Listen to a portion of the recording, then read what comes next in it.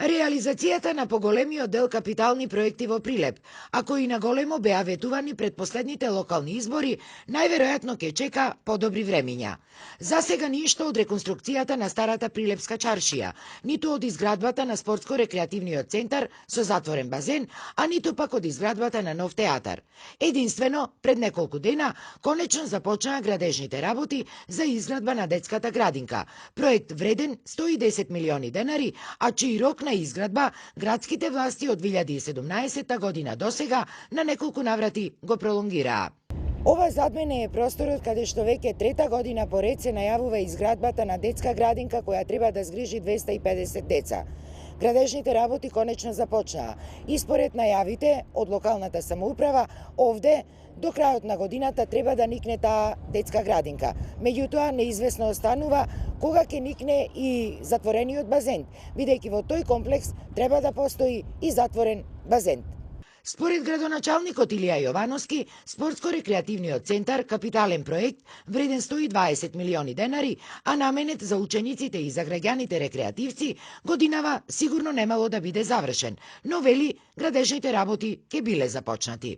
Во теки постапката, значи се прават последните завршни работи, мислам дека за 2-3 месеци ќе има. Нема да се изгради во целост, ама ќе биде повеќе од пола направен, ајде да кажем така, така е планот. Освен за спортско-рекреативниот центар, неизвестна останува и ветуваната изградба на новиот театар, иако и премиерот Заев уште во декември минатата година се пофали дека на општина Прилеп на посебна наменска сметка веќе и биле префрлени 4,5 милиони денари за изработка на главниот проект за театарот, чија изградба требало да започне годинава.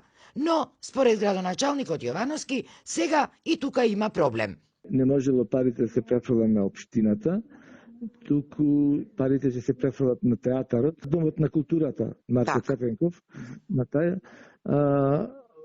идејниот проект што го има општината, ќе му го даде на Марко Цепенков и сега треба овој наредниот месец да направи театарот, тоест Домот на културата, основен проект за театарот.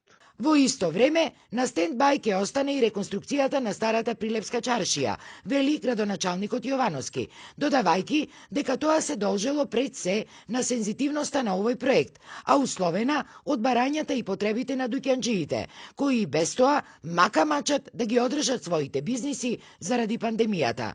За реконструкцијата на старата чаршија од општинскиот буџет беа издвоени 50 милиони денари, кои сега најверојатно со ребаланс ќе бидат пренаменети.